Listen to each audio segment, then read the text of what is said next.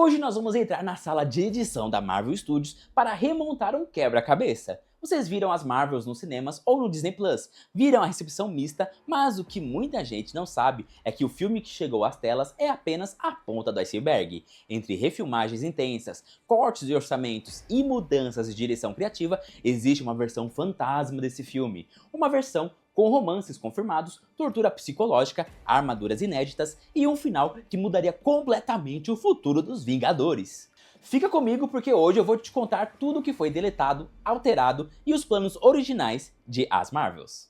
E se você curte o conteúdo do Nerd e quer dar aquela força pro canal continuar crescendo, entra pro Clube Nerd. Por só R$ 3,99 por mês, você ajuda a manter o canal no ar e ainda ganha prioridade nos comentários, agradecimentos aqui nos vídeos e emojis exclusivos. Sem fidelidade, é só pra apoiar mesmo. Valeu demais quem já faz parte do clube. A verdadeira aniquiladora! Para entender o que deu errado, precisamos olhar para o começo. No filme que assistimos, a destruição da inteligência suprema Kree pela Capitã Marvel é mostrada de forma rápida, quase como um flashback explicativo.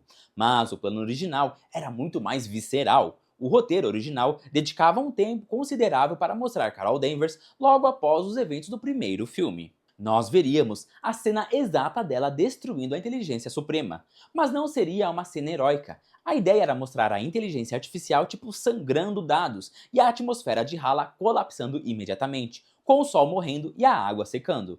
A intenção da diretora Nia da Costa era fazer o público sentir o peso do título dado a Carol Danvers de Aniquiladora. Nós, enquanto público, deveríamos ter ficado desconfortáveis com o poder da Carol, para que a gente pudesse simpatizar de verdade com a vilã Dar-Benn. Na versão final, Dar-Benn parece apenas uma vilã genérica gritando, mas no corte original, a motivação dela era muito mais palpável porque nós veríamos o sofrimento do povo Kree em detalhes, não apenas ouviríamos falar sobre ele. O romance com a Valkyria! Agora, vamos falar de um assunto que a Disney tentou esconder, a vida amorosa da Capitã Marvel. Existe uma cena que foi deletada que muda tudo. Ela até chegou a ser vazada e depois lançada nos extras, quando a Carol precisa transferir os refugiados Skrull para um lugar seguro. Ela chama a Valkyria. No cinema, elas dão um abraço, trocam um beijo na bochecha e fica aquele clima de amigas próximas. Mas o roteiro original e os diálogos cortados confirmam que elas já foram um casal.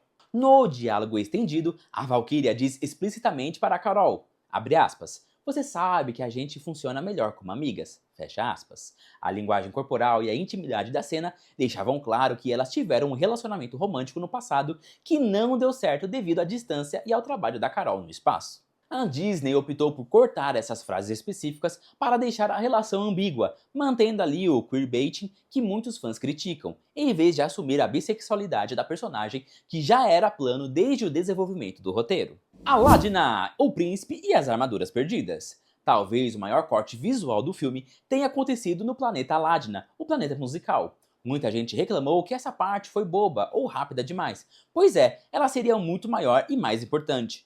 Originalmente, o casamento de Carol com o príncipe Ian, vivido pelo ator Park Seo-joon, não era apenas uma diplomacia rápida, havia uma sequência de baile completa e o mais importante, o príncipe Ian daria presentes tecnológicos para o trio. Artes conceituais e vazamentos da produção confirmam que Ian presentearia Carol, Mônica e Kamala com armaduras de batalha personalizadas. Eram trajes brancos e dourados com tecnologia de Aladna feitos especificamente para proteger elas na batalha final contra Dar-Benn. Elas usariam esses trajes no terceiro ato do filme. No corte final, essas armaduras sumiram. Elas usam seus trajes normais, e isso explica porque a participação de um ator tão famoso como Park Seo-joon foi reduzida a meros minutos de tela. Todo o arco de preparação para a guerra em Aladna foi retalhado na ilha de edição para reduzir o tempo do filme para 1 hora e 45 minutos. O lado sombrio! Se Aladna era um momento leve, o que vinha a seguir seria o momento mais sombrio da Marvel recentemente. O roteiro original tinha um foco muito maior nos braceletes quânticos. Havia uma sequência planejada, onde Kamala Khan seria capturada por Dar-Benn. A vilã tentaria remover o bracelete do braço de Kamala à força. Como o bracelete estava geneticamente ligado a ela, isso resultaria numa cena de tortura física intensa, com a Kamala gritando de dor enquanto a vilã usava o martelo universal para tentar arrancar o artefato. A Disney considerou isso pesado demais para o tom infanto-juvenil que eles queriam dar para a personagem Miss Marvel no filme, e assim suavizou a interação.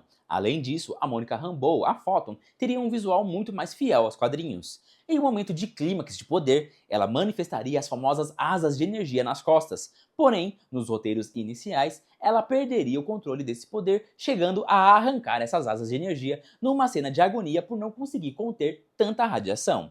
Tudo isso foi simplificado para os raios de luz que vimos no final. A Guerra dos Uniformes! Agora vamos falar de moda heróica, porque aqui a coisa fica interessante e envolve diretamente a atriz Iman Vellani, que é uma fã hardcore da Marvel na vida real. No filme, a Kamala ganha um traje novo feito com tecnologia Kree, que é super tecnológico, mas muita gente sentiu falta da alma do traje da série. Você lembra que o traje da série foi feito pela mãe dela, usando o lenço vermelho que tinha significado cultural e histórico para a família. Iman Vellani, em entrevistas, sempre foi muito aberta sobre ser possessiva com a personagem. Embora ela tenha elogiado o conforto do novo traje chique, ela mesma apontou a falta de elementos clássicos, como a máscara. Nos conceitos originais e testes de figurinos, houve versões onde a Kamala manteria um visual mais caseiro, fiel às HQs por mais tempo, ou usaria armaduras brancas e douradas de Aladna que mencionei antes, que teriam um visual muito mais distinto e mágico. Ao dar a ela um traje militarizado padrão de herói, o filme tirou um pouco da identidade única da Miss Marvel. O uniforme original rejeitado, o de Aladna, teria mantido a ideia de que ela é uma heroína mágica e não apenas uma soldado espacial júnior. Para a atriz que vive e respira quadrinhos, essas mudanças de identidade visual são coisas que ela nota e comenta, muitas vezes concordando sutilmente com os fãs que preferem o visual mais cosplay e autêntico do início. O Fantasma da Escola e os Amigos Esquecidos. Se você assistiu à série Miss Marvel, sabe que o coração da história não eram os poderes, mas sim a vida da Kamala na escola. Bruno, Nakia, Zoe, eles eram essenciais. Mas em As Marvels, eles praticamente viraram figurantes de luxo ou desapareceram.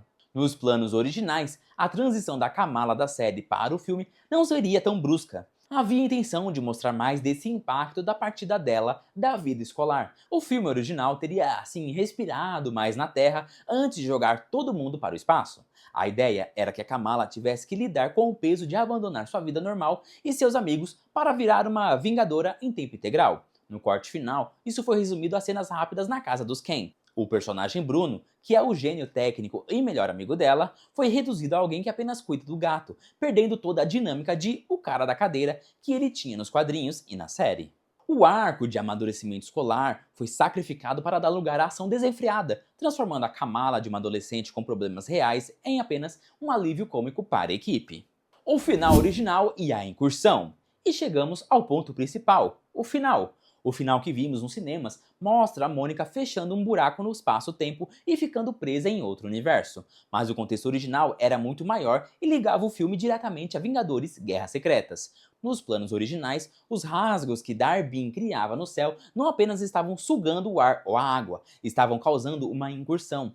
Para quem não lê os quadrinhos, uma incursão é quando dois universos colidem e ambos são destruídos. O clímax original teria o céu ficando vermelho e a realidade começando a se desfazer visualmente, muito parecido com o que vimos em Doutor Estranho no Multiverso da Loucura. Mônica não se sacrificaria apenas para fechar um portal, mas para impedir que a Terra 616 colidisse com outro universo naquele exato segundo. A ameaça era de nível fim de mundo imediato. As cenas pós-créditos com os X-Men, o Fera e a Binária, sempre foi o plano, mas a maneira como a Mônica chegava lá seria consequência direta dessa incursão, e não apenas um efeito colateral de fechar o portal. Eles mudaram isso para não confundir o público geral que ainda não entende o conceito de incursão, deixando ali algo mais simples. As Marvel sofreu de mal de muitos filmes recentes, a indecisão na pós-produção. Entre um drama de guerra Kree, um musical e uma aventura teen, o estúdio tentou fazer de tudo e acabou cortando a profundidade de todos eles. Mas e aí? Você acha que a versão com as armaduras de Aladna, o romance com a Valkyria e a incursão teria salvado o filme na bilheteria? Ou o problema na verdade é outro? Se você curtiu saber desses bastidores, já deixa o like e se inscreve. Eu sou o Alex e esse foi o quadro Planos Originais da Marvel. Até a próxima!